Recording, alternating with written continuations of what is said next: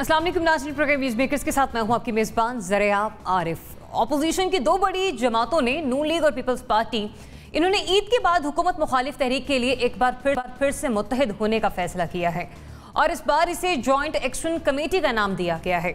अब सवाल यह है कि कमेटी तो पहले भी बनाई गई जिसका नाम था रहबर कमेटी, लेकिन ऑपोजिशन हुकूमत मुखालिफ अपने मकासद में नाकाम दिखाई दी थी। क्या इस बार ऑपोजिशन हुकूमत के खिलाफ तहरीक में पहले से ज़्यादा तगोदो दिखाने की कोशिश करेगी या फिर अंजाम माजी की तरह होगा? दूसरी तरफ ये कि हुकूमत के दर्जन से ज़ायद मुशीरान और मुआवने खुसूसी की दोहरी शहरियत का मामला तूल पकड़ता जा रहा है। आज भी ख्वाजा आसिफ साहब ने कौमी असम्बली में इज़हार ख्याल करते हुए कैबिनेट के उन मेंबरान के इस्तीफ़ों का मुतालबा किया कि जिनके पास दोहरी शहरियत है। लेकिन ख्वाजा आसिफ साहब का मुतालबा तो एक तरफ, क्या इखलाकी तौर पर दोहरी शहरियत वालों को काबीना का हिस्सा होना चाहिए, इस पर हम डिबेट करेंगे। फिर प्रोग्राम के तीसरे सेगमेंट में शामिल करेंगे all Pakistan private schools association का वो ऐलान जिसमें वो 15 अगस्त से स्कूलों को खोलने के हवाले से बात कर रहे हैं। जबकि आपको याद होगा कि हुकूमत की तरफ से 15 सितंबर की तारीख का ऐलान किया गया था कि मुल्क के तालीमी इदारों को खोला जाएगा। ताहम ऐसे में क्या बच्चों का मुस्तकबिल देखते हुए हुकूमत को इन स्कूल मालिकान को ऐसा करने से रोकना होगा? और आखिर में बात डॉलर की बढ़ती हुई कीमत के हवाले से कि पाकिस्तान तहरीक इंसाफ की मौशी पॉलिसियाँ इस हवाले से किस समत में जा रही हैं। इस पर बात करने के लिए प्रोग्राम में हमारे साथ मौजूद होंगे तज्ज़ियाकार lieutenant general retired Amjad Shoaib साहब। जनरल शोएब साहब बहुत शुक्रिया प्रोग्राम में अपना वक्त देने के लिए। सीनियर तज्ज़ियाकार अतर वक़ार अज़ीम साहब भी प्रोग्राम में हमारे साथ शामिल गुफ्तगू होंगे। अतर साहब thanks for joining us. Senior anchor person और तज्ज़ियाकार अमीर अब्बास साहब भी हमें ज्वाइन कर रहे हैं। सीनियर सहाफ़ी और सीनियर तज्ज़ियाकार नासिर चुगताई साहब भी प्रोग्राम में हमारे साथ शामिल गुफ्तगू होंगे और तज्ज़ियाकार जुनैरा अज़हर साहिबा भी हमें ज्वाइन कर रही हैं। तो सबसे पहले बात कर लेते हैं ऑपोजिशन की उस एपीसी के हवाले से जो कि हुकूमत मुखालिफ शुरू होने जा रही है। ईद के बाद का वक्त जो है इसके लिए मुकर्रर किया गया है। कमर ज़मान कायरा ने इस एपीसी के ख़त्म होने के बाद क्या गुफ्तगू की, वो किस तरह से अपने रद्द अमल का इजहार कर रहे थे हुकूमत की नाक़िस पॉलिसियों के हवाले से, ज़रा सुनिए उनकी ज़बान। इस वक्त हुकूमत ने पाकिस्तान के लोगों का जो नातका बंद किया हुआ है, जो ज़िंदगियाँ अजाब कर दी हैं और मुल्क को मुख्तलिफ बहरानों में घेरते चले जा रहे हैं और गिराते चले जा रहे हैं, इसके खात्मे से, इसके निजात के लिए अपोजिशन की एक मुश्तरका हिकमत अमली बनाई जाए। ईद के फ़ौरन बाद ऑल पार्टीज़ कॉन्फ्रेंस क़यादत के लेवल पे हो। ईद के फौरी बाद ऑल पार्टीज़ कॉन्फ्रेंस क़यादत के लेवल पर हो, वो इस हवाले से भी बात कर रहे थे क्योंकि शहबाज शरीफ साहब इस एपीसी का हिस्सा नहीं थे अपनी तबीयत की नासाजी के बाद। बहरहाल हमने बात की पहले भी कि रहबर कमेटी भी बनाई गई थी, लेकिन खातिर ख्वाह कामयाबी ऑपोजिशन को उसमें नहीं मिल सकी थी। क्या इस बार कुछ होने जा रहा है? नासिर चुगताई साहब, हुकूमत के खिलाफ ऑपोजिशन आपको इस बार संजीदा लग रही है? देखिए, अपोजिशन हर बार संजीदा होती है। इंडिया की कांग्रेस बहुत संजीदा है, लेकिन इंडिया की कांग्रेस बाज़ अहमकाना फैसले कर रही है तो उसके लगता है कि वो गैर संजीदा है। ऐसा नहीं है, वो बहुत संजीदगी में अहमकाना फैसले कर रहा है। अच्छा, हमारे यहाँ जो अपोजिशन है उसका ख़ास करैक्टर है।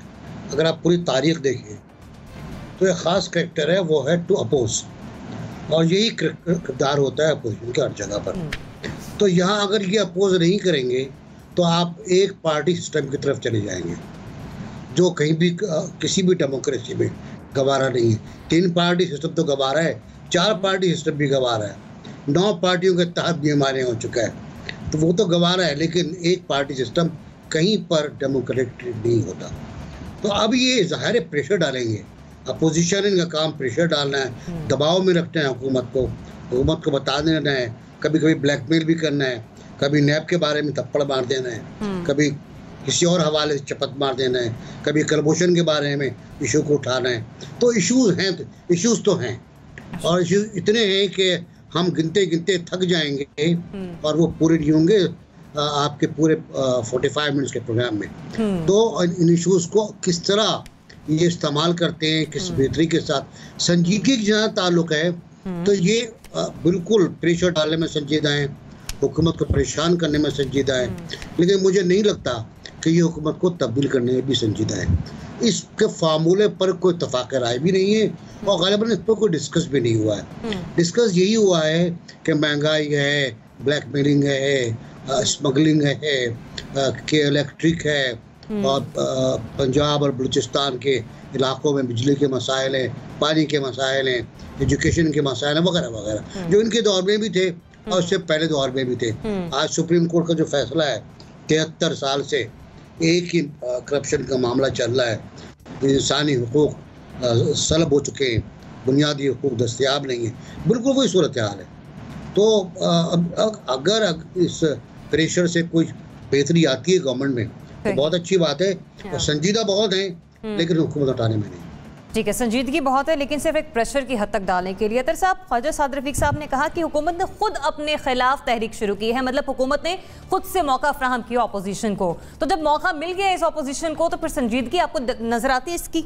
ये उन्हें मौका फराहम किया थ्रू बैड गवर्नेंस या हर रोज़ एक नया स्कैंडल आना, जिसकी वजह से अगर कल ही एहसन इकबाल ने कहा कि हम पंजाब बचाओ तहरीक चलाएंगे, 4 दिन पहले बिलावल भुट्टो ने कहा कि चाहे हमें कोरोना भी निकलना पड़े हम बाहर निकलेंगे। इश्यूज़ बहुत हैं अपोजिशन के पास भी जिनको वो लेके आगे चल सकती हैं, लेकिन जैसे नासिर बेग चुगताई साहब ने कहा प्रेशर डाल सकते हैं क्योंकि नून लीग के अपने इंटरेस्ट हैं। क्या वो इतनी सीरियस होंगे कि गवर्नमेंट को टॉपल करें? मेरा ख्याल ना वो नून लीग है सीरियस, ना पीपल्स पार्टी है, बस वो यही करते रहेंगे कि प्रेशर डालें। अब इसमें बहुत डिपेंड करता है कि इमरान खान की गवर्नमेंट को कि वो और कितनी गलतियां करते हैं और कितने मौके फराहम करते हैं अपोजिशन को। तो मैं समझता हूँ कि ये दोनों पार्टी मिलके ये नहीं कर सकती, लेकिन जो आजकल मुल्क की या स्पेशली पंजाब की जो सूरत हाल है उसमें जो चेंजेस हैं उससे कोई फ़ायदा उठा ले कि मे बी वो कोई तीसरी पार्टी हो जो फ़ायदा उठा सकती है इन लोगों के साथ मिलके। अदरवाइज़ ये दोनों पार्टीज़ जो हैं ये गवर्नमेंट का टॉपल नहीं कर सकती, ये इसी तरह इश्यूज़ जो हैं उठाते रहेंगे और इसी तरह से ये काम चलता रहेगा। सही। अमीर, कल पीएमएलएन पंजाब बचाओ तहरीक का नारा लगाती है, आज विफाकी सतह पर हमने एपीसी देख ली, ईद के बाद ये तमाम जमातें सरगर्म होने जा रही हैं हुकूमत के खिलाफ। संजीदगी नजर आ रही है इनके सरगर्म होने में, इनके इकट्ठा होने में? पीएमएलएन की जो सेंट्रल कोर उनमें से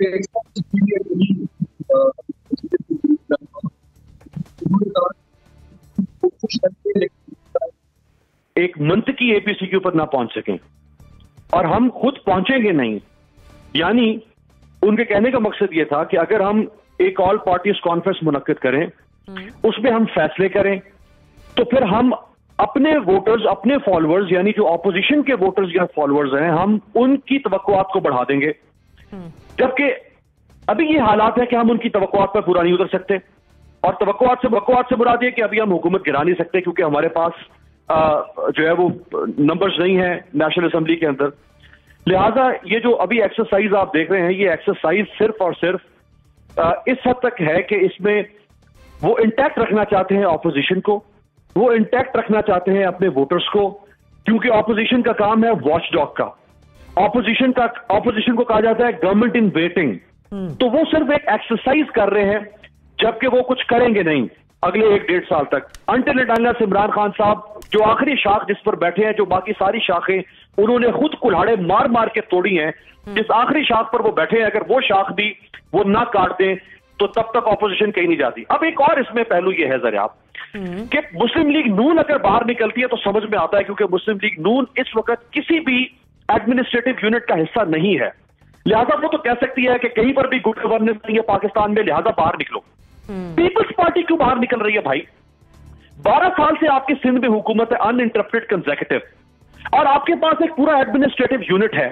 उसकी हालत यह है कि आपने पिछले 4-5 दिन से जो वजह से आपने देख लिया कराची, जो पूरा कराची उन्होंने गरकाब कर दिया, जो इनकी अपनी जारी करता रिपोर्ट है उसके मुताबिक 9,284 ऐसे प्राइमरी स्कूल्स हैं सिंध के अंदर जिनमें सिर्फ एक क्लासरूम है। 2,548 ऐसे प्राइमरी स्कूल्स हैं जो शेल्टरलेस हैं। 62 ऐसे मिडिल स्कूल जो 8वीं जमात का स्कूल है, 62 ऐसे मिडिल स्कूल है जहां पे सिर्फ एक कमरा जमात है। 47 ऐसे मिडिल स्कूल हैं जो शेल्टरलेस हैं। 12,676 ऐसे स्कूल हैं जिनमें टीचर नहीं है। ओ भाई, लॉन्ग मार्च तो आपके खिलाफ होना चाहिए। आप कैसे कर रहे हैं तहरीक इंसाफ के खिलाफ लॉन्ग मार्च? धरना तो आपके खिलाफ होना चाहिए। एपीसी अगर इधर हो सकती है तो आपके खिलाफ भी तो एपीसी होनी चाहिए ना। आप ऑपोजिशन में तो नहीं बैठे हुए, आप इक़्तिदार के मजे ले रहे हैं 12 साल से। हालत यह है कि 12 साल के रूल के बाद सिंध के अंदर जो कोर इंफ्रास्ट्रक्चर है एजुकेशन सेक्टर का, आप वो नहीं बना सके। इस मुल्क में ऑक्सफोर्ड और हार्वर्ड बनाने में तो आप 500 साल लगा देंगे माशाल्लाह, अगर आप ही के पास इक़्तिदार रहा सिंध के अंदर तो। लिहाजा ये डायकॉटमी है पीपल्स पार्टी की हद तक। पीएमएलएन बिल्कुल ठीक है, वो ऑपोजिशन में हर तरफ से, कहीं उसकी हुकूमत नहीं, कहीं उसका स्टेक नहीं है, वो बाहर आती है बिस्मिल्लाह, लेकिन पीपल्स पार्टी क्यों बाहर आ रही है? बिल्कुल समझ से बाला सर। ठीक है, मुत्तहिद होना तो पीपल्स पार्टी पीएमएलएन दोनों के होने से होगा, लेकिन आप ये कह रहे हैं कि पीपल्स पार्टी इतना नहीं होगी क्योंकि उसके पास एक सूबा है, वो अपनी सियासत कर रही है, पीएमएलएन का बनता है, लेकिन संजीदगी इस बारे में हमें कहीं दिखाई नहीं दे रही। जनरल साहब, कमेटी तो रहबर कमेटी भी बनी थी, हुआ या कुछ नहीं, आपको भी याद है, हमें भी याद है। ये इस बार ये जो बनने जा रही कमेटी, जॉइंट एक्शन कमेटी, इस बार संजीदगी नजर आ रही है आपको? बिस्मिल्लाहिर्रहमानिर्रहीम। देखिए, ये वही फिर एक एक्सरसाइज है, डेमोन्स्ट्रेटिव एक्सरसाइज है। अभी तो एक कोऑर्डिनेशन कमेटी मिलेगी, वो फिर कुछ मेरा ख्याल है कवायद व ज़ाबित तय करेगी या कोई एजेंडा वर्कआउट करेगी, और फिर ईद के बाद इनकी मीटिंग होगी ऑल पार्टी। अब चीज ये है कि जो प्रेस कॉन्फ्रेंस इन्होंने की है, अगर आप उसमें देखें तो मैंने मसलन आसन इकबाल साहब की गुफ्तगू सुनी, उनमें लगता ये है कि उनका दुख मुकम्मल तौर पे ये है कि उनके ऊपर करप्शन के केसेस हैं, वो क्यों हैं। अच्छा। उन्होंने बात इसी तरह की कि हुकूमत बजाय इसके कि वो अवाम पे की तरफ तवज्जो देती, वो तो इंतकामी कार्रवाइयां कर रही है ऑपोजिशन के खिलाफ। इसका मतलब ये है कि उनकी प्रॉब्लम उनके करप्शन के केसेस हैं जो उनके ऊपर चल रहे हैं। फिर उन्होंने रोना रोया कि ये FATF के का सहारा लेके तो नया कानून नैब के लिए बना रहे हैं, जिसमें कि 90 डेज के लिए एक इंडिविजुअल को रखा जाएगा बगैर कोई रीजन बताए, और फिर उसकी जमानत भी नहीं हो सकेगी। तो ये भी बड़ा एक ड्रैकोनियन एक्शन है, ये ह्यूमन राइट्स के खिलाफ है, ये नहीं होना चाहिए। तो लगता है कि वहां पे प्रॉब्लम ज्यादा ये है जो आज उनको मसाइल आ रहे हैं अकाउंटेबिलिटी की वजह से, वो गलत है या दुरुस्त है, वो उनका इशू बुनियादी वो लगता है। पीपल्स पार्टी जो है वो दिखावा कर रही है, लेकिन उनके पास हुकूमत मौजूद है सिंध की, और उनकी तमाम करप्शन और जो लूटमार की है उसके जितने भी शवाहिद हैं वो वही हैं, सिंध में हैं, और वो इनके होते हुए कभी नहीं निकलेंगे। GITs भी बदली जाएंगी, वो वहां पे हर तरह का एविडेंस गायब कर दिया जाएगा और लोग बिलाखिर छूटेंगे, जैसे होता रहा है पहले भी। आपको याद होगा कि जब जरदारी साहब के 2 रेफरेंसेस आए थे, तो पहले रेफरेंस में भी फोटोकॉपी लगाई गई थी और फोटोकॉपी की बुनियाद पे केस खत्म हो गया, और महीने बाद दूसरा रेफरेंस, तो उसमें भी फोटोकॉपी लगाई गई। इसका ये मतलब नहीं कि जरदारी साहब ने माल नहीं बनाया था, वो तो किया था, लेकिन ये वो मैनिपुलेशन है सिस्टम की, जो आप जब खुद हुकूमत में होते हैं तो आपके लिए निस्बतन आसान हो जाता है। तो वो वावेला तो मचाएंगे, लेकिन वो नहीं चाहते कि कोई ऐसा हिलजुल हो जाए जिससे कि मिसाल के तौर पर केयर टेकर गवर्नमेंट आ जाए, तो उनके हाथ से 3 महीने के लिए भी अगर निकल गई सिंध की गवर्नमेंट, तो पता नहीं क्या आगे फैसला बदल जाए उनके लिए, तो वो भी कभी नहीं करेंगे। तो कोई इनमें से भूचाल लाने की पोजीशन में नहीं है, दुख बहुत है। अच्छा, फिर उसके साथ साथ ये है कि ये बातें वो कर रहे हैं जिन्होंने 3-3 पारियां ली हुई हैं, यानी 3-3 दफा हुकूमतें करने के बाद इनके अंदर इतनी इखलाकी जुर्रत है कि ये मुंह खोलते हैं और उन 25 दांतों में से ये तरह की आवाजें निकालते हैं, जबकि इनके गिरबान पकड़े जाने चाहिए कि आपने इतनी देर हुकूमत करके क्या किया। तो ये वो लोग हैं। बहरहाल ये दुख अपना अपना सबका मौजूद है, लेकिन इनके हाथ में कोई ऐसी चीज नहीं। अगर आज ये कहें कि ये हुकूमत के गवर्नेंस के इशू है, तो क्या इनके गवर्नेंस के इशू सिंध में आज भी हैं और क्या पहले नहीं थे? और फिर उसके साथ साथ आप देखें कि सोल्यूशन किधर है, ये सोल्यूशन लेके आए हैं कोई?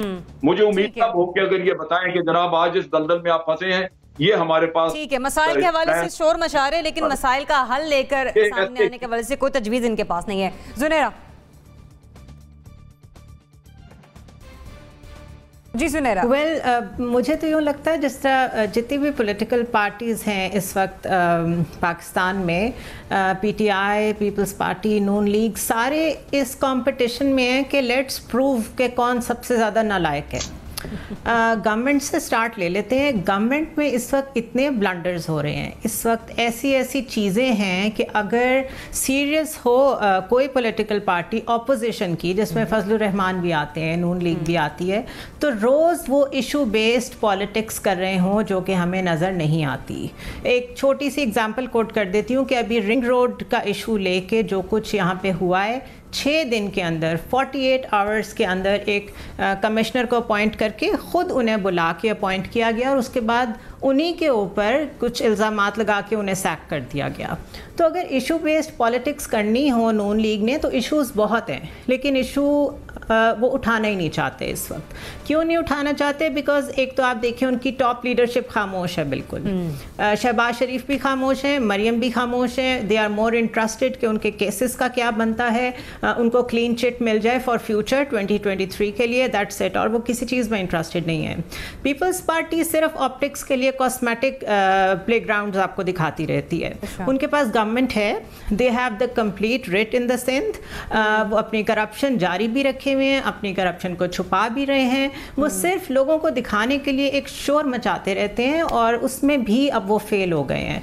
सो even if they are on roads after Eid तब भी सीरियसनेस कोई नहीं होगी, गवर्नमेंट को कोई फ़र्क नहीं पड़ेगा क्योंकि ये लोग हुकूमत गिराना ही नहीं चाहते। सही, आप ये कह रही हैं कि PMLN जो है उसके पास अगर इशू बेस्ड पॉलिटिक्स करने के लिए कुछ हो तो बहुत कुछ है, हुकूमत ने उसे खुद फ्राहम किया है, लेकिन वो सिर्फ अकाउंटेबिलिटी से बचना चाह रहे हैं। जबकि बाकी तज्ज़ियाकारों ने इस बात पर भी रद्द-ए-अमल दिया है कि पीपल्स पार्टी जो है उसके पास एक सूबा है, अपनी सियासत है, वो सिर्फ इसलिए बैठ रही है कि उसने एक शो ऑफ करना है कि हाँ हम भी हुकूमत की पॉलिसियों से नाला हैं, लेकिन होना हुआ ना कुछ नहीं। आगे बढ़ते हैं, बात करते हैं वज़ीर-ए-आज़म के मुशीरों के हवाले से, मुआवनीन खुसूसी के हवाले से, कि जब से उनके असासाजात के हवाले से खबर मंजर आम पर आई है और जब से हमने देखा है कि दोहरी शहरियत का मामला मंजर आम पर आया है, ये सोशल मीडिया पर भी इसकी खासी हाइप क्रिएट हुई है। और अगर हम बात करें कौमी असम्बली के ऐवान की, सेनेट की, तो वहाँ पर भी इस पर बहस मुबासा जारी है। लेकिन सवाल यहाँ पर यह पैदा होता है कि क्या दोहरी शहरियत वालों को काबीना का हिस्सा होना चाहिए? नासिर भाई चुगताई साहब, आइन के हवाले से हम बात करें, कानून के हवाले से हम बात करें, या मॉरली भी हम लोग अगर बात करें तो कहाँ पर स्टैंड कर रही है PTI? क्या दोहरी शहरियत रखने वाले जितने भी मुशीरान हैं, मुआवनीन खुसूसी हैं, आप समझते हैं कि नहीं कैबिनेट का पार्ट होना चाहिए? देखिए, आइन में एक क्लॉज है कि एक वजीर हल्फ उठाकर काबीना का हिस्सा बनेगा, तो उस पर कुछ गुंजाइश बनती है मुशीरों की भी, मुशीर का भी हल्फ होता है। मुआवनीन खुसूसी बस आते हैं और अब बैठ जाते हैं प्राइम मिनिस्टर हाउस में। नई मुल्क के साथ जो हुआ वो तारीख का एक बड़ा संजीदा और रंजीदा बाब है कि उनके कमरे पर उनकी ज़िंदगी में कब्जा कर लिया गया था। अच्छा, उसमें बात यह है कि मुआवनीन खुसूसी काबीना का हिस्सा नहीं होता, गवर्नमेंट का हिस्सा नहीं होता, मशवरा देने के लिए होता है। जुल्फी बुखारी केस में सुप्रीम कोर्ट ने जो फैसला दिया था, नरम फैसला था, वो ये था कि क्योंकि ये एग्जीक्यूटिव नहीं है, ये सिर्फ मशवरा देंगे, खाली सलाहकार हैं, तो उनके लिए अलाउ हुआ दोहरी शहरियत। ये बड़ा फैसला है। लेकिन उसके बाद क्या हुआ? जुल्फी बुखारी भी और मोहिद यूसुफ भी, जितने मुआवनीन खुसूसी हैं, दोहरी शहरियत वाले या PRC वाले या ग्रीन कार्ड वाले या कामा वाले, वो सब के सब ना सिर्फ कैबिनेट के इजलास में बैठते हैं बल्कि सिक्योरिटी के इजलासों में बैठते हैं और फूड सिक्योरिटी के इजलास में बैठते हैं, वो पॉलिटिकल इजलासों में बैठते हैं और वो कैबिनेट के इजलास में बैठते हैं। मेरा ख्याल है ये गैर अखलाकी है और शायद गैर आईनी भी है ये, और इसको थोड़ा देखना पड़ेगा इनको, वरना कोई केस वेस चला गया कोर्ट में तो एक नया मसला हो जाएगा। इखलाकी तौर से लोगों का सिर्फ ये फ़र्ज़ है कि अगर प्राइम मिनिस्टर कोई क्वेश्चन दें, कोई ओपिनियन मांगे इनसे, तो ये ओपिनियन दे दें और ओपिनियन देने के बाद अपने हाथ झाड़ के साइड में खड़े हो जाए। बाकी काबीना फैसला करे। काबीना ही हुकूमत है और काबीना प्राइम मिनिस्टर प्रिजाइड करता है। प्राइम मिनिस्टर काबीना के बगैर बात फिर भी आगे नासिर चुगताई साहब, जैसे कि भी आपने फरमाया कि मुशीरान का काम है सिर्फ मशवरा देना, उन्हें काबीना की स्क्रूटनी में या पॉलिसियों में उसका हिस्सा नहीं होना चाहिए। तो हाँ, तो फिर यही कि तज्जियाती तौर पर इन्हें कैबिनेट का हिस्सा नहीं होना चाहिए। नहीं होना चाहिए। ठीक, जनरल साहब, कहाँ पे ये मुशीरान स्टैंड करते हैं दोहरी शहरियत रखने के बाद? होना चाहिए इन्हें काबीना का हिस्सा? जी, मेरी राय में तो बिल्कुल नहीं होना चाहिए। और ख़ुद इमरान खान इससे पहले जब वो वज़ीर-ए-आज़म नहीं थे, मुख्तलिफ वक्तों पे तकरीरों में इस चीज़ पे एतराज़ भी करते रहे, और आज उनके अपने ही मशीरान जो हैं वो दोहरी शहरियत वाले मौजूद हैं। ये अखलाकी तौर पे भी मेरा ख्याल उनको नहीं करना चाहिए था। अब बात यह है कि ये जितने भी लोग जिन्होंने एक हल्फ वफादारी का अमेरिका में उठाया हुआ और एक हल्फ वफादारी यहाँ पे है, तो लाजमी बात है कि अमेरिका का हल्फ वफादारी जो है वो ज्यादा वजनी है। और ये अगर कहीं आपका दो मुल्कों के ऐसे मामला आ जाए जहां दोनों मुल्कों का क्लैश ऑफ इंटरेस्ट हो, तो उसमें आप देखेंगे कि पलड़ा उस तरफ झुक जाएगा। ये एक ऐसी प्रॉब्लम है जहां आपको अपने लोगों को खुद इस मुसीबत में, इस इम्तहान में नहीं डालना चाहिए, और बेहतर ये है कि वो वही लोग यहाँ पे काम करें जो यहाँ के हल्फ उठा के बैठे हुए हैं। अब यहाँ पे नेशनल सिक्योरिटी कमेटी की कॉन्फ्रेंस होती है, मुहित यूसुफ अटेंड करते हैं, उसमें मौजूद होते हैं। आप कल को वो जाएंगे, यहाँ से फारिग हुए तो जाके अमेरिका बैठ जाएंगे। आज आपको प्रॉब्लम फेस हो रही है, हुसैन हक्कानी का आप केस देख लीजिए, वो अमेरिका में बैठा है, यहाँ पे गद्दारी के मुकदमे बने हुए हैं, वो वहां बैठा हुआ आपकी पहुंच से बाहर है। इसी तरह शौकत अजीज साहब यहाँ वजीर आजम रहे, और उनके जाने के बाद यहाँ पे केस खुले के जनाब 2 दफा स्टॉक एक्सचेंज क्रैश किया, उसमें प्राइम मिनिस्टर का हाथ था। आप किस प्राइम मिनिस्टर को पकड़ेंगे? वो जो बाहर बैठे हैं आपकी दस्तरस से बाहर हैं। तो ये काम करना ही नहीं चाहिए जहां आप अपने हाथ काट के खुद दूसरे के हवाले कर दें। यहाँ वो लोगों को जिनका उड़ना बिछोना, जिनके सारा कुछ ये है, आप लाके ऐसे आदमी को जिसके वफादारी पहले तकसीम है उसको लाके बिठा देते हैं, और फिर आप बड़े मासूम से बन जाते हैं कि जनाब ये बड़े अच्छे हैं, ये है वो। अच्छा कोई नहीं है, आप उस असूल के तहत चलें जो दुनिया में माना जाता है, और वो असूल ये है कि एक मट्टी के साथ आपकी वफादारी होनी चाहिए। नेशनल सिक्योरिटी एक ऐसा इंपॉर्टेंट सब्जेक्ट है, ऐसा सब्जेक्ट है जो आज के जमाने में या पहले भी कभी उसको इस तरह दाव पे लगाया ही नहीं जा सकता था कि आप मशकूक किस्म का एक उसके लिए आदमी बिठा दें जिस बेचारे को किसी इम्तहान में डाल दिया जाए कि कल वो कहीं और बैठा हो और उसकी वफादारियां उसको वहां बुला रही हैं। ये काम करना नहीं चाहिए। और मेरी अपनी रिक्वेस्ट भी होगी ये कि इमरान खान को जब पता लग गया और पब्लिकली अब हम सबके नोटिस में आ गया है, तो इसमें फौरन तब्दीली करनी चाहिए। और यहाँ पे लोगों की कमी नहीं है, आपको बेशुमार पाकिस्तानी मिल जाएंगे जो इन ओहदों पे काम कर सकते हैं। ठीक, अजहर साहब, एक मामला जिस पर प्राइम मिनिस्टर जब अपोजिशन में थे बारहा उस वक्त की हुकूमत पर क्रिटिसाइज उसको करते रहे, अकामे के हवाले से, दोहरी शहरियत के हवाले से। अब जब उनकी अपनी कैबिनेट के इतने लोगों के पास दोहरी शहरियत है, तो क्या आज उनकी कैबिनेट के दोहरी शहरियत वाले मेंबरान को उस कैबिनेट का हिस्सा होना चाहिए? देखिए, मैं समझता हूँ मॉरली, मैं आईनी उसकी बात नहीं कर रहा, मॉरली उनको हिस्सा नहीं होना चाहिए। क्योंकि इमरान खान साहब ने जब वो अपोजिशन में थे तो एक बार नहीं, उन्होंने 20वें बार ये कहा है कि जो आदमी कहीं बाहर की जो शहरियत रखता है वो पाकिस्तान से कैसे सिंसियर हो सकता है। जैसे अभी साथियों ने बात की कि आपके सारे इम्पोर्टेंट जो इदारे हैं उन इदारों में ये सारे एडवाइज़र्स और ये मशीर जो हैं ये बैठे होते हैं। ये किसका इंटरेस्ट लुक आफ्टर करेंगे? जिस मुल्क से में इन्होंने ओथ लिया, जहाँ इनकी सिंसेरिटी है, चाहे वो अमेरिका हो चाहे वो बरतानिया हो, तो ये तो ओथ वहाँ से लेके आए हैं, इन्होंने ओथ यहाँ नहीं लिया हुआ। तो क्या मैं पर्सनली समझता हूँ कि इन्हें बिल्कुल, और प्राइम मिनिस्टर को चाहिए, क्योंकि प्राइम मिनिस्टर ये काम कर सकते हैं कि अब तो ये चीज़ ओपन हो गई है, और क्योंकि ख़ुद वो ये कहते थे कि ये नहीं होना चाहिए, तो अब उन्हें इस पर एक्शन लेना चाहिए।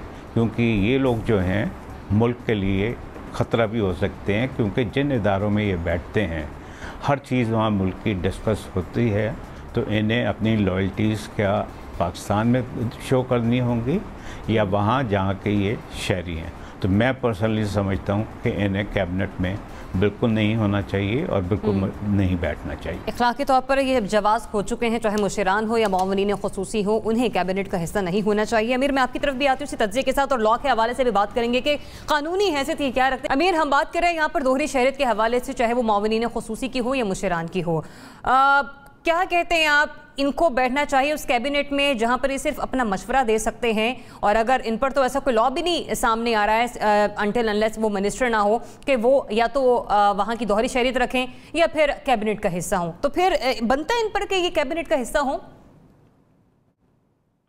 देखिए जनाब, ऐसा बिल्कुल नहीं कि जो दोहरी शहरियत के हामिल अफराद हैं, मैं पाकिस्तानी डुअल नेशनल्स की बात कर रहा हूँ, कि वो पाकिस्तान में कंट्रीब्यूट नहीं कर सकते या वो पाकिस्तान की तरक्की के सफर में अपना किरदार अदा नहीं कर सकते। वो बिल्कुल कर सकते हैं और उनको करना चाहिए, लेकिन उसके और बहुत सारे और ओहदे हो सकते हैं, बहुत सारे और ऐसे महकमे हो सकते हैं, बहुत सारी ऐसी पोजीशंस हो सकती हैं जहां वज़ीर आज़म इनका इस्तेमाल कर सकते हैं।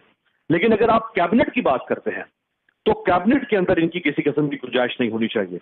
मैं आपको 3-4 और आपके व्यूअर्स को कुछ इंटरनेशनल एग्जांपल्स दे दूं ताकि लोगों का कॉन्सेप्ट क्लियर हो जाए कि जब भी कहीं ऐसा मसला आता है तो लोग कैसे रिएक्ट करते हैं। अफसोस है कि 2 दिन से प्राइम मिनिस्टर ने इसके ऊपर खामोशी इख्तियार कर रखी है।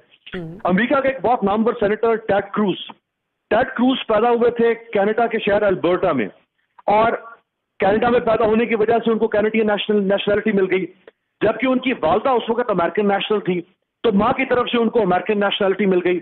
यूं वो डुअल नेशनल हो गए और फिर वो अमेरिका के सेनेट में मुंतखब होकर आ गए। अब 2013 में उनको ये पता चला कि उनकी तो 2 नेशनैलिटीज हैं।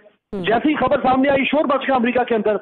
अल्टीमेटली 2013 में बहुत बड़ा सेनेटर ये टेड क्रूज, इसको अपनी कैनेडियन नेशनैलिटी छोड़ना पड़ी। दूसरी शख्सियत है मिशेल बैकमैन, ये हाउस ऑफ रिप्रेजेंटेटिव के रुकन थी मिनेसोटा से। इन्होंने स्विट्जरलैंड के एक शख्स से शादी की थी 1978 में। जब इनका स्कैंडल बाहर आया कि इनकी डुअल नेशनैलिटी है 2012 में, तो इनको अपनी स्विस नेशनैलिटी छोड़ना पड़ी। इसी तरह से लॉर्ड कॉनरेड ब्लैक, ये बर्तानिया के हाउस ऑफ लॉर्ड का हिस्सा थे और इनके पास भी कैनेडियन और ब्रिटिश नेशनैलिटी थी। जब इनका स्कैंडल सामने आया, इनको भी एक नेशनैलिटी छोड़ना पड़ी। अब ये क्यों छोड़ना पड़ती है? ये जो हम कहते हैं कि इंटरेस्ट, क्लैश ऑफ इंटरेस्ट है, वो क्यों होता है? उसके एक एग्जाम्पल सुने। यूक्रेन का एक प्राइम मिनिस्टर थे पाब्लो लाज़ारेंको। पाब्लो ने मनी लॉन्ड्रिंग की, अपने मुल्क का माल लूटा और भाग गया स्विट्जरलैंड। जब ये स्विट्जरलैंड गया, इसको गिरफ्तार किया गया मनी लॉन्ड्रिंग के इल्जाम में, तो इससे जो पासपोर्ट बरामद हुआ जिस पर ये ट्रैवल कर रहा था, वो पैनमा का पासपोर्ट था। ये डुअल नेशनल था। और बाबा, इसलिए डुअल नेशनलिटी के ऊपर पूरी दुनिया में आंख उठाई जाती है कि आप दूसरे पासपोर्ट का फायदा हासिल करके एक और मुल्क के अंदर डाका डाल सकते हैं, नकबजनी कर सकते हैं, कुछ भी कर सकते हैं। मेरा कहने का मकसद ये नहीं कि जितने लोग हैं ये बड़े मोतबर लोग हैं, हमें इनके ऊपर एतमाद है, लेकिन आपको कुछ अखलाकी कदरें तय करना पड़ती हैं, उनका अखलाकी मेयारात सेट करना पड़ते हैं। और अभी ये हुकूमत के पास ये बहाना है कि जी कहीं पर भी आइन में नहीं लिखा हुआ कि स्पेशल असिस्टेंट जो है वो डुअल नेशनल नहीं हो सकता। ओ भाई, सियासत, हुक्मरानी, इसकी बुनियाद अखलाकियात होती हैं। कानून और आइन बहुत पीछे रह जाता है।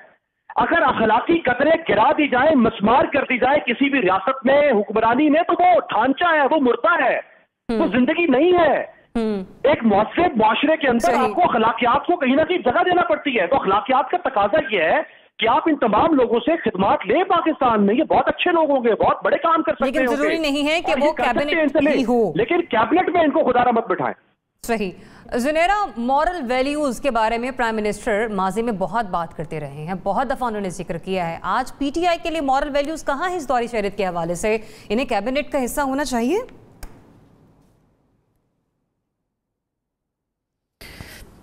It's an ironic situation, I would say, कि जब आप हुकूमत गिराने की कोशिश कर रहे होते हैं और वोट लेने की कोशिश कर रहे होते हैं, उस वक्त के आपके बयानात में, और जब आपको वोट मिल जाते हैं और आप एक एग्जीक्यूटिव सीट पे बैठते हैं, उस वक्त की आपकी सोच में कितना फ़र्क है। It's a moral turpitude, I would put it this way. सारी दुनिया में शैडो गवर्नमेंट्स होती हैं, बट शैडो गवर्नमेंट शैडोज़ में ही होती हैं। वो एडवाइस ज़रूर कर रही होती हैं in the interest of the country and the government both. उनको पार्टी से भी कुछ ना कुछ एफिलिएशन होती है, उनको अपने मुल्क से भी कोई ना कोई एफिलिएशन होती है। बट ये नहीं होता कि इलेक्टेड मेंबर्स के ऊपर आप ला के नॉन इलेक्टेड अपने पर्सनल फेवरेट्स को बिठा दें या ऐसे लोगों को बिठा दें। कोई ज़्यादा दूर की बात नहीं है। जब मोईद यूसुफ स्टेट डिपार्टमेंट के थिंक टैंक की तरफ से बैठ के ख्वाजा आसिफ, हमारे उस वक्त फॉरेन मिनिस्टर थे, उनका इंटरव्यू कर रहे थे। Do you remember that? कोई पुरानी बात नहीं है। इसी तरह कोई बहुत पुरानी बात नहीं है कि मरियम नवाज जब कैबिनेट की मीटिंग्स में बैठती थी तो एक तूफान आया होता था मीडिया के ऊपर भी और पीटीआई के कंटेनर के ऊपर भी। आज क्या हो गया है? What is going on today? You name a sector, और उस सेक्टर का जो सबसे बड़ा इंटरेस्टेड लॉबी है वो उसके टॉप पे बैठी हुई है। पेट्रोलियम को देख लें, शुगर को देख लें, कंस्ट्रक्शन इंडस्ट्री को देख लें। आपके ख्याल में जो कंस्ट्रक्शन एजेंसीज़ को या इस इंडस्ट्री को इतना रिलीफ मिल रहा है, क्या वो किसी एक बंदे की वजह से नहीं मिल रहा? पेट्रोलियम के मामले में जो कुछ हुआ वो किसी एक बंदे की वजह से नहीं हुआ। तो असल में तो I would openly say that these people have the audacity to say that हम भी पाकिस्तानी हैं, हम भी आपको सर्व करना चाहते हैं, प्लीज़ हमारे साथ ऐसे ना करें। तो आप तभी पाकिस्तान क्यों आए हैं जब आपको इतनी बड़ी बड़ी पोजीशंस मिली हैं? आप आते, आप कॉलेजेस में पढ़ाते, आप ट्रेनिंग करते, यूथ को डिफाइन करते, चीज़ें कैसे करते हैं. You only had to come to Pakistan when PTI is in government and you have personal links over here and you are offered lucrative positions. तो ये तो बहुत बड़ा मॉरल टर्पिट्यूड है और इस पे I think the government should be, Imran Khan should be ashamed of himself. सही. अगर इस दोहरी शहरियत के मामले के हवाले से नाज़रीन बात की जाए तो आइन और कानून शायद बहुत पीछे रह जाते हैं. अगर मंजर यहाँ पर एक चीज आती है. जी जनरल साहब. जी, देखिए बात यह है कि जो अमेरिका में सेटल्ड लोग हैं, अगर आप उनमें देखें, इंडियंस हैं या किसी और मुल्क के, वो वहां बैठ के अपने मुल्क की बेहतर सफारतकारी और वहां से मुल्क की बेहतर खिदमत करते हैं. अभी जो गूगल के हेड है वहां पे, ही इज एन इंडियन, और उसने $10 बिलियन की डिजिटाइजेशन का प्रोजेक्ट जो है वो भारत में वो लेके आ रहा है अपने मुल्क की खिदमत के लिए. तो वहां से बैठ के अगर आप करें, हमारे लोगों को स्पेशलाइज वहां पे स्कॉलरशिप लेके दें, वहां से जो सिस्टम्स है वो यहाँ पे ट्रांसफर करवाएं, टेक्नोलॉजी को ट्रांसफर करने का कोई काम करें. बहुत कुछ है जो वहां से कर सकते हैं. उसकी वजह सिर्फ यहीं आके ओहदा लेके बैठने का जो काम है वो कोई और भी कर सकता है. तो ये मेरा ख्याल है कि एटीट्यूड की प्रॉब्लम है और हुकूमत को भी इस पे सोचना चाहिए, जैसे जुनैरा कह रही है. और इमरान खान के लिए खास तौर पे I think it's a question of moral authority. ठीक है, मुल्क कौम की खिदमत करने पर सवाल निशान नहीं है, लेकिन बात यहीं पर आती है कि क्यों सियासी ओहदा, क्यों रियासत के हवाले से कुर्सी पर आकर आप राजमान होना चाहते हैं. दीगर डिपार्टमेंट्स हैं, दीगर इदारे हैं, जैसे कि अमीर ने भी सवाल से जिक्र किया, जनरल साहब ने, जुनैरा भी कह रही थी कि आप वहां पर भी रह के मुल्क कौम की खिदमत कर सकते हैं. खिदमत करने पर कोई क्वेश्चन मार्क नहीं है, लेकिन मॉरली चूंकि प्राइम मिनिस्टर इस हवाले से माजी में 12 बात करते रहे हैं अपनी माजी की हुकूमतों के हवाले से, तो लिहाजा उन्हें अब कोई ना कोई बेहतर फैसला करना होगा. मुझे बढ़ने एक ब्रेक से वापस आते हैं तो बात करते हैं स्कूल्स के हवाले से कि all Pakistan private schools association की जानिब से 15 अगस्त का ऐलान किया गया है स्कूलों को खोलने के हवाले से. हुकूमत ऐसे में क्या करेगी, बात करेंगे इस ब्रेक के बाद. Stay tuned.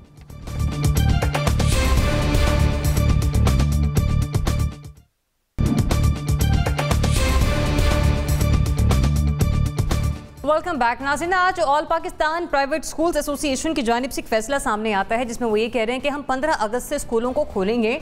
ऐसे में हमने हुकूमत से बात करने की कोशिश की है, लेकिन उस पर कोई पेशरफ सामने नहीं आई. बहरहाल वो ये कह रहे हैं कि तमाम SOPs हम बनाएंगे और उस पर मुकम्मल अमल दरामद करते हुए हम इन स्कूलों को 15 अगस्त से खोल देंगे. लेकिन मैंने ऐसे कि अपनी इब्तदाई में भी जिक्र किया कि हुकूमत की तरफ से भी एक वक्त जो है वो मुतय्यन किया गया और उस वक्त के मुताबिक 15 सितंबर से स्कूलों के खोलने के हवाले से, या यूं कहिए कि तमाम तालीमी इदारों को खोलने के हवाले से फैसला मंजर आम पर आया. लेकिन जब हम देख रहे हैं कि कोरोना की सूरत हाल अभी दिन ब दिन कंट्रोल में नहीं आ रही है, कभी हम ग्राफ ऊपर जाते हुए देखते हैं तो कभी नीचे आते हुए देखते हैं, जबकि प्राइम मिनिस्टर के बकौल अभी पीक आना बाकी है, तो क्या ऐसे में हुकूमत को इनिशिएट दिखाना चाहिए, स्कूल खोलने के हवाले से मालिकान को रोकना चाहिए? जुनैरा, ये जिस तरह से आज प्राइवेट स्कूल एसोसिएशन ने कह दिया है कि 15 अगस्त से स्कूल खोलने जा रहे हैं, हुकूमत का किरदार क्या होना चाहिए? क्या हुकूमत को वाकई इन मालिकान को रोकना चाहिए कि अभी वक्त जो है वो बेहतरीन नहीं है स्कूल को खोलने के हवाले से? डेफिनेटली रोकना चाहिए, बिकॉज बच्चे तो बहुत ज़्यादा वल्नरेबल हैं, उनकी इम्यूनिटी तो इतनी स्ट्रॉन्ग नहीं होती जितनी बड़ों की होती है. तो हाउ इज़ दिस पॉसिबल कि अभी हमें यही समझ नहीं आ रही कि अगर हमारा कंट्रोल में भी है ग्राफ तो वो किस वजह से है. We are still in a question mark situation. तो बिल्कुल रोकना चाहिए, बट अनफॉर्चुनेटली वो मुश्किल इसलिए है कि जिस तरह जब आप टैक्स मांगते हैं तो ताजर बाहर आ जाते हैं, जब आप शुगर के लोगों के ऊपर कुछ पाबंदियाँ लगाते हैं तो वो सुप्रीम कोर्ट चले जाते हैं. उसी तरह हमारा एजुकेशन सिस्टम बिजनेस ड्रिवन है, it is basically a business. तो ये जो प्राइवेट स्कूल एसोसिएशन है, जब बिल्कुल शुरू में कोरोना अटैक हुआ था तो उस वक्त इनको कहा गया था कि 20% आप अपनी जो फीस है, ट्यूशन फ़ी, वो कम कर दें. तो इन्होंने वो बात भी नहीं मानी थी गवर्नमेंट की. तो इससे आप उनकी लॉबिंग का अंदाज़ा कर लें कि हाउ यूनाइटेड दे आर. तो अभी भी वो तो स्कूल्स इसलिए खोलना चाहते हैं बिकॉज वो समझ रहे हैं उनका बिजनेस बैठ रहा है, उनका तो एजेंडा ही डिफरेंट है. तो यहाँ पे पब्लिक हेल्थ का इशू है and specially children are involve, तो बहुत सख्ती से इनको रोकना चाहिए. सही. अमीर, जैसे कि जुनैरा ने भी जिक्र किया कि कहा गया था कि आप 20% जो है वो फीसों में कमी लेकर आएंगे. मेरे भी फैमिली के बहुत सारे बच्चे ऐसे हैं जो कि प्राइवेट स्कूल्स में जाते हैं, यूनिवर्सिटीज़ में जाते हैं, फीसें उसी हिसाब से ही जा रही हैं जैसे कि पहले जा रही थी. तो फिर क्या यहाँ पर हम देख रहे हैं कि इतनी उजलत क्यों बढ़ती जा रही है इन प्राइवेट स्कूल्स मालिकान की तरफ से कि खोलें? फिर हुकूमत को आप समझते हैं कि इन्हें रोकना चाहिए, आगे आना चाहिए इस मामले में? देखिए, 2.5 करोड़ बच्चा इस मुल्क में स्कूल से बाहर, वो भट्टों पे काम करता है, वो छोटा बन के वर्कशॉपों में काम करता है, वो ठेले लगाता है, वो पथारे लगाता है। उस वक्त किसी को फिक्र नहीं हुई कि हमारा 2.5 करोड़ बच्चे का मतलब है मुस्तकबिल का 2.5 करोड़ खानदान स्कूलों से बाहर है। किसी को उस वक्त ख्याल नहीं आया। आज अगर कोरोना की एक मुसीबत चल रही है तो ये स्कूल मालकान जो हैं इनके पेट में क्यों मरोड़ उठ रहे हैं? वो जो जिस तरह जुनैरा साहब ने कहा, असल में जब कमर्शियल इंटरेस्ट इन्वॉल्व हो जाता है किसी भी काम के अंदर, कुछ अर्सा पहले जब हमारे जो मजहबी तबकात थे वो जिस तरह से दबाव डाल रहे थे कि मसाजिद भी खोल दो फला, क्योंकि मजहबी तबका जो है वो भी कमर्शियलाइज हो चुका है माजरत के साथ। जब जो पेट जो है वो टाइट हो जाएगा तो फिर लोग कहेंगे कि जी लोग मरते हैं, कोरोना से मरे, हमारा स्कूल चले, हमें फीसें आए। अच्छा, अगर इनको इतनी मोहब्बत थी, इनको बच्चों के मुस्तकबिल का इतनी फिक्र थी, तो इनसे पूछें कि ये जो प्राइवेट स्कूल्स हैं ये कितने बच्चों को स्कॉलरशिप देते हैं जो नीडी बच्चे हैं। इन्होंने कितने जो स्लम एरियाज है पाकिस्तान के वहां पे जाके स्कूल खोले हैं, ये जो बड़े बड़े प्राइवेट चेन्स हैं, वहां पे जाके इन्होंने बच्चों को जो है वो मुफ्त तालीम देने की कोशिश की है। अगर इतनी इनको पाकिस्तान के मुस्तकबिल की और पाकिस्तान के बच्चों की तालीम की फिक्र थी तो ये जो 30-30, 35-35, 50-50 हजार रुपए महाना फीसें ले रहे हैं, इनको उस वक्त ख्याल नहीं आता कि ये किस तरह माँ बाप जो है वो अपना पेट काट के और इनको फीसें अदा करते हैं। असल तो कमर्शियल इंटरेस्ट है, क्योंकि इनके पेट पे लात पड़ी है। अब इनको इस बाकी को परवाही नहीं है कि भाई ये करोड़ों बच्चे जो हैं उनको किस तरह से रहमो करम पे छोड़ दिया जाए। पहले भी आपके प्रोग्राम में ये बात हुई थी जब तो मैंने कहा कि हमारे यहाँ बहुत सारे ऐसे स्कूल हैं कि जिनके क्लासरूम्स में 60-60, 50-50 बच्चे बैठे हुए होते हैं। आप सोशल डिस्टेंसिंग कैसे मेंटेन करेंगे? आप हांगकांग या ताइवान तो नहीं है कि जैसे उन्होंने क्लासरूम्स के अंदर सोशल डिस्टेंसिंग मेंटेन की है। जैसे पहले बात हुई कि बहुत सारे स्कूल है जहाँ पे एक कमरा जमात है, आप वहां पे कैसे बच्चों को पढ़ा सकते हैं? तो खुदारा थोड़ा सब्र करें, हौसला करें। आपने बहुत माल बनाया है, आपने एक स्कूल की ब्रांच खोली थी, आज आपने पूरे स्कूल की एम्पायर, कॉलेजेस की एम्पायर्स बना ली हुई है। थोड़ा हौसला करें, ठंडा करके खाएं। आपको कोई नहीं, आप भागे जा रहे हैं, स्कूल भी आपके यही है। बिल्कुल, हुकूमत को इसमें आगे आना होगा। बच्चों के मुस्तकबिल का सवाल है। आखिर अतर साहब,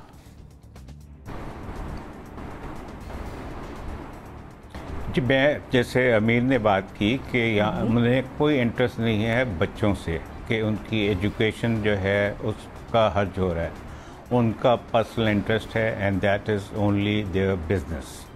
आप देखें आज से 5 साल 6 साल पहले जितने बड़े स्कूल हैं प्राइवेट स्कूल्स, पहले एक ब्रांच होती थी उनकी, अब एक शहर में 4-4, 5-5 ब्रांचेस और ह्यूज कॉम्प्लेक्सेस हैं उनके। तो उनका इंटरेस्ट जो है वो सिर्फ और सिर्फ बिजनेस है। आने वाले दिनों में देखें, कोरोना अभी बकरीद आ रही है, उसके बाद मुहर्रम आ रहा है।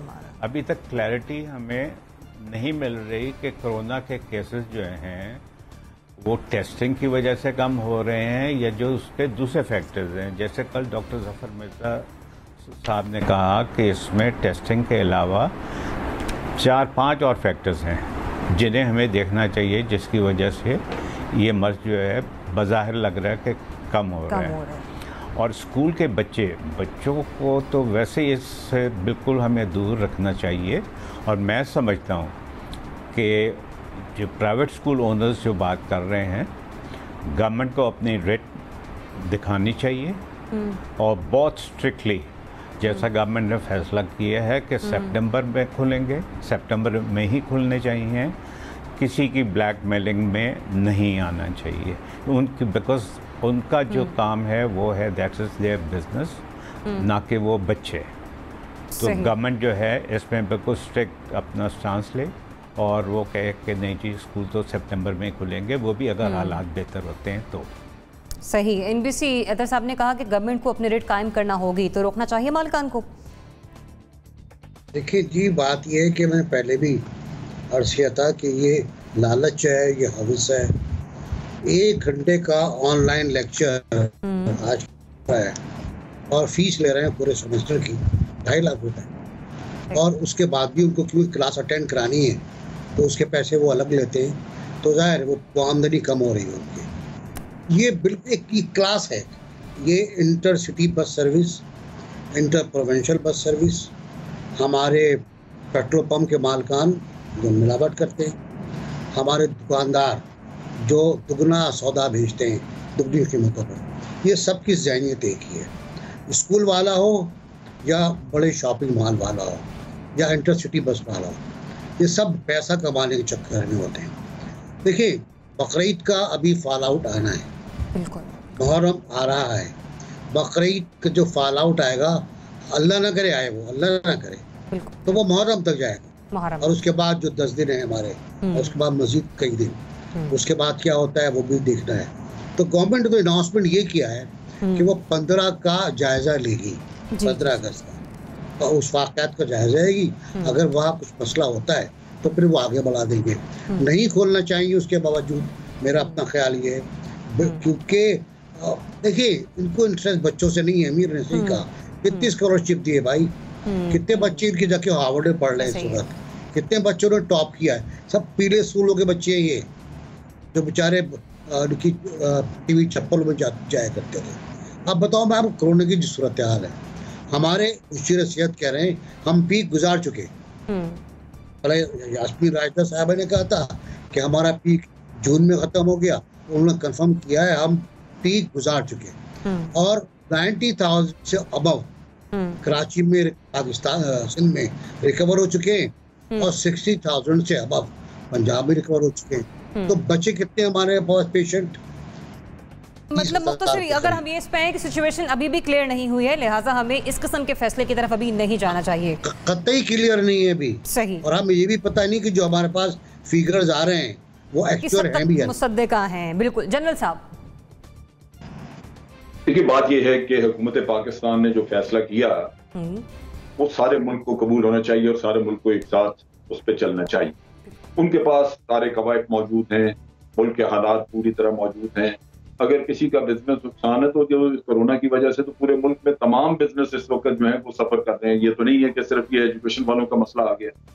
और ये वो लोग हैं जिन्होंने कि जब पहले गवर्नमेंट ने एहसास प्रोग्राम के तहत पैसे दिए, उसके बाद इन्होंने मुतालबा शुरू कर दिया कि जनाब हमें प्राइवेट स्कूलों की बिल्डिंग्स किराए पे हैं, उनका किराया गवर्नमेंट कंपनसेट करे, जो लोगों की तनख्वाहें हमने देनी है उसमें हमें कंपनसेशन मिले, ये कुछ परसेंटेज दे गवर्नमेंट। ये वो लोग हैं जिन्होंने सारा साल से माल कमाया, लेकिन अब जाके थोड़ा बहुत अगर उनको सेटबैक हुआ तो वो भी हुकूमत के खर्चे से पूरा करना चाहते हैं। तो इनकी नीयत साफ है, नजर आ रहा है, साफ नजर आ रहा है कि ये पैसे बनाने के चक्कर में है। और हुकूमत को सख्ती से इनको बताना चाहिए कि अगर आप लोगों ने इस तरह का काम किया तो हम ये डिफाइंस होगी और हम इसके ऊपर आपको पनिशमेंट करेंगे, आपको देंगे।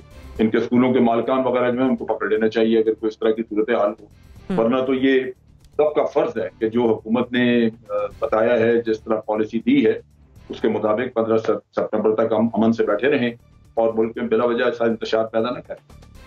ठीक है, तो मतलब आप सब ये कह रहे हैं कि कमर्शियल इंटरेस्ट यहाँ पर इन प्राइवेट स्कूल्स एसोसिएशन का शामिल है और हुकूमत को चाहिए कि वो सामने आए, अपनी रेट कायम करे और इन प्राइवेट स्कूलों को ऐसा करने से रोके। मेरे पास अगले सेगमेंट के लिए वक्त इंतहाई है, तो मैं डायरेक्ट क्वेश्चन की तरफ आऊँगी और हम बात करेंगे यहाँ पर डॉलर रेट के हवाले से। जो आज का एक्चुअल रेट है वो है 168 रुपये 30 पैसे, और अगर हम इसे बात करें पाकिस्तान की हिस्ट्री के हवाले से तो अब तक का ये सबसे ज़्यादा डॉलर रेट है पाकिस्तानी रुपए की कदर के हवाले से। लिहाजा क्या हुकूमत की मौशी पॉलिसियां नाकाम हो चुकी हैं? यही वजह है कि डॉलर का रेट पाकिस्तान में हर गुजरते दिन के साथ मजीद बढ़ता चला जा रहा है। अमीर, आपसे आगाज कर रही हूँ with in 40 seconds and quickly please. देखिए, जिस रफ्तार से तरक्की के इंडिकेटर्स बिल्कुल नोज डाइव जा रहे हैं और इमरान खान साहब बिल्कुल चिल किए हुए हैं, बिल्कुल उन्हें परेशानी नहीं लगता है, वो जो है वो कहीं 25,000 फुट की हाइट पे बैठे हुए, उनको महसूस नहीं हो रहा नीचे हो क्या रहा है उनके नाक तले। मुझे यूं लगता है ये शख्स सिर्फ वही कर सकता है जिसके पास एक जादू का चिराग है, उसने छुपा के जेब में रखा हुआ है, उसको पता है कि मुल्क में कुछ भी हो जाए मुझे कोई परवाह नहीं है, बस जिस दिन इलेक्शन का दिन आएगा मैं रगड़ूंगा, मेरे डब्बे में वोट भी डल जाएंगे और इस मुल्क में सब कुछ हशाश पशाश शात बात भी हो जाएगा। सिर्फ वही शख्स इतने आराम से बैठ सकता है। आप इकोनॉमी के बाकी इंडिकेटर्स देख लें, बहुत सारे कुछ चीजें इनके दौर में जरूर बेहतर हुई हैं, लेकिन आप अनएम्प्लॉयमेंट के मामला देख लें, आप महंगाई देख लें, यानी 25% महंगी हुई है अद्वियात 2 साल में। जरा 25 अद्वियात ऐसे ही ये 90 रुपए चीनी हो चुकी हुई है। आप रोज अखबार उठा के देखिए, प्राइम मिनिस्टर कम से कम एक काम करें, रोज अखबार तो उठा के देख लिया करें कि उनके बारे में छप क्या रहा है। ठीक है, एनबीसी देखिए, सिर्फ रुपया ही कम हुआ है ना आपका, सिर्फ रुपए की वैल्यू कम हुई है आपकी, थोड़ा इस पर सब्र कर लें आप। डॉलर तो ऊपर चला गया, गोल्ड बहुत ऊपर चला गया, यार आलू बैगन सब्जियां ये बहुत ऊपर चली गई, किराए बहुत ऊपर चले गए। तो देखिए तरक्की तो हो रही है ना, वो तरक्की माकूस है, तरक्की तो हम कर रहे हैं। हमने गोश्त की कीमत में इजाफा कर दिया, चिकन की कीमत में इजाफा। अब अगर रुपया डिवैल्यू हो रहा है तो मसला क्या है यार? होने ने किस पूरी तरह गिरा है, मतलब कितना बताया 168, ये तो हम सोच भी सकते थे। मतलब आज से 3 साल पहले हमारे जन्म में ही अगर आता तो हम तौबा करते, इस्तग़फ़ार करते, हम अल्लाह ताला से माफ़ी मांगते हैं। और अल्लाह ताला से माफ़ी मांगने का वक्त आ गया है, क्योंकि अब जो सूरत हाल है, मुझे जो इत्तला मिली है कि अभी इंटरसिटी बस सर्विस वाले स्ट्राइक पर बैठ गए हैं सुपर हाईवे पर, और पीटीआई वाले उनकी हिमायत में वहाँ पहुँच गए हैं। तो तौबा करने का तो वक्त अब आ गया है कि हमें चाहिए कि हम। ठीक है, sorry to interrupt you NBC. Atar साहब जी, मैं असल में इसमें थोड़ा सा और वो देखूंगा, यहाँ मुख्तलिफ राय हैं। बहुत सारे लोग कहते हैं कि गवर्नर स्टेट बैंक रिस्पॉन्सिबल हैं कि उन्होंने शुरू में इंटरेस्ट रेट जो है वो कम नहीं किया, फिर थोड़ा कम किया, फिर जब प्राइम मिनिस्टर ने बहुत इंसिस्ट किया और नाराज़ हुए तो वो फिर और नीचे लेके आए। लेकिन अगर ओवरऑल आप देखें, जैसे नासिर बेग चुगताई साहब कह रहे थे, कौन सी चीज़ ऐसी है जो इस वक्त सस्ती है, कौन से आपका इस वक्त मुल्क में स्कैंडल नहीं बना हुआ। इकॉनमी का तो बेड़ा गर्क अगर गवर्नर स्टेट बैंक कर रहे हैं तो उनका इंटरेस्ट तो IMF के साथ है, लेकिन जो हम लोग हैं, जो हमारी गवर्नमेंट है, उसका इंटरेस्ट तो इस कौम के साथ है ना। उस कौम का ख्याल करें, क्योंकि माशी पॉलिसी में आप किसी एक जगह इम्प्रूवमेंट दिखा दें, एक्सेप्ट एक, हाँ, अब रेमिटेंस जो हैं वो थोड़ी बेहतर हुई हैं, अदरवाइज आपकी देखें सही। अब इंटरनेशनल, मतलब आप ये कह रहे हैं कि हम सिर्फ डॉलर की बात ना करें, बाकी भी तमाम सब्जेक्ट्स उठाकर देखें तो वहां पर भी पॉलिसी जो है और गवर्नेंस जो है वो नाकाम दिखाई दे रही है। जुनेरा,